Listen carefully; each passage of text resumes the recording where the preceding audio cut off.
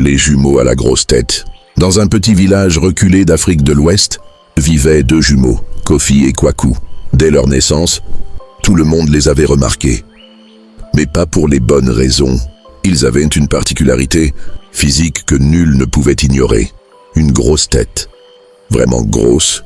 Les villageois se moquaient d'eux, les appelaient les pastèques ou les tambours vivants. Les enfants riaient, les adultes chuchotaient, et même les animaux semblaient les regarder bizarrement. Mais Kofi et Kwaku ne se sont jamais laissés abattre. Pleins d'humour et d'imagination, ils ont commencé à créer des sketchs autour de leur apparence. Ils se maquillaient, jouaient des rôles, exagéraient même la taille de leur tête avec des coiffes drôles, et faisaient rire tout le monde lors des fêtes. Un jour, un touriste belge perdu passa par le village. Il vit les jumeaux en pleine performance et éclata de rire. Il filma tout et mit la vidéo sur Internet en rentrant chez lui. En quelques semaines, la vidéo fit le tour du monde. Des touristes commencèrent à affluer dans le village pour voir les fameux jumeaux à la grosse tête. Les moqueries devinrent admiration. Les jumeaux montèrent un petit théâtre traditionnel, vendirent des billets, prirent des photos avec les visiteurs et devinrent les célébrités du coin. Grâce à eux, le village connut un essor économique inattendu. Kofi et Kwaku finirent même par construire une école qu'ils appelèrent « La grosse tête pense toujours grand ». Et depuis ce jour, plus personne ne se moqua d'eux, car tout le monde savait qu'ils avaient la plus grosse tête, mais aussi le plus grand cœur. On l'appelait Kofi, un enfant né sous une pleine lune rouge, dans un petit village caché au cœur de la savane. Dès son plus jeune âge, il montrait des dons étranges, il parlait aux animaux, faisait tomber la pluie d'un regard et faisait fuir les mauvais esprits d'un simple geste de la main. Quand les ténèbres vinrent, des hommes armés, des bêtes féroces, des malédictions anciennes, c'est lui, malgré son jeune âge, qui se dressa face au danger. Grâce à son bâton de bois sacré et ses incantations apprises des anciens, il forma un bouclier invisible autour du village. Aucun ennemi ne put franchir ses frontières. Les flammes s'éteignaient d'elles-mêmes. Les flèches se retournaient contre ceux qui les lançaient. Kofi n'était pas un monstre comme certains le craignaient, mais un gardien, un enfant sorcier, non pas pour détruire, mais pour protéger. Depuis ce jour, on raconte que l'esprit de Kofi veille toujours sur le village, caché entre les arbres et les étoiles. Nos jours à deux, ils s'étaient rencontrés un matin de septembre, au cœur du vieux campus baigné de lumière dorée. Léa, douce rêveuse aux yeux curieux, entrait en licence de lettres. Malik, discret et souriant, débutait son parcours en ingénierie. Ce jour-là, il pleuvait légèrement, et elle avait oublié son parapluie. Il le lui tendit sans un mot, juste un regard timide mais franc. Elle lui sourit, un simple geste, et le destin s'était mis en marche. Les jours suivants, ils se croisèrent souvent.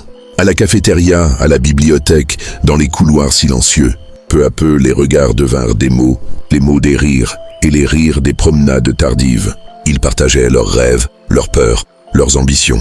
Elle aimait sa façon de l'écouter, lui adorait son éclat de rire qui chassait tous les doutes. Le temps passa, emportant avec lui les saisons, les examens, les nuits blanches, les projets, mais toujours, ils étaient ensemble, main dans la main.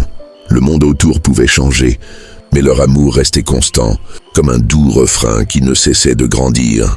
Le jour de leur diplôme, alors que le soleil se couchait derrière les bâtiments familiers, Malik sortit une petite bague, simple et délicate comme leur histoire. Il la regarda, le cœur battant. « Léa, et si on écrivait la suite pour toujours ?» Les larmes aux yeux, elle dit oui. Oui à l'amour, au partage, à tous les lendemains. Et quelque temps plus tard, sous une pluie de pétales et les yeux brillants de ceux qu'ils aimaient, Léa et Malik se promirent de continuer à s'aimer comme au premier jour.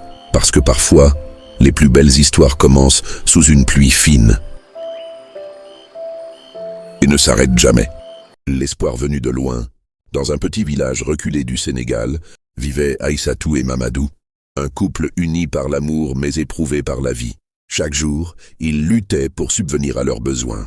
Mamadou travaillait dur sous le soleil brûlant, cultivant une terre ingrate, pendant qu'Aïssatou tissait des pagnes qu'elle vendait au marché. Leur maison, faite de terre et de paille, menaçait de s'effondrer à chaque saison des pluies. Pourtant, leur amour et leur foi leur donnaient la force de continuer. Un jour, alors qu'il faisait extrêmement chaud, un jeune homme blanc arriva dans le village. Il s'appelait Thomas, un Français en voyage humanitaire. Il était venu pour documenter la réalité de la pauvreté dans les zones rurales. Mais ce qu'il découvrit dépassa ses attentes.